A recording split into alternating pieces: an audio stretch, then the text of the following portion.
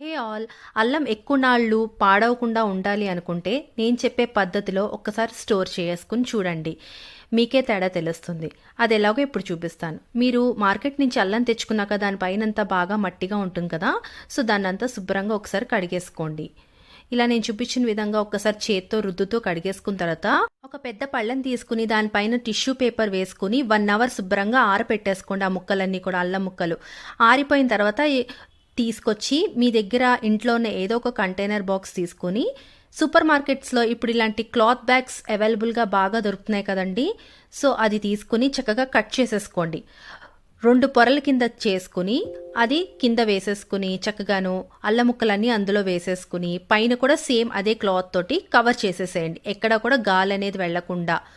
అప్పుడు పైన మూత పెట్టేసుకుంటే కనుక అది ఫ్రిడ్జ్లో మీరు పెట్టుకుంటే 3 to 4 వీక్స్ వరకు చక్కగా ఉంటుందండి. Thank you.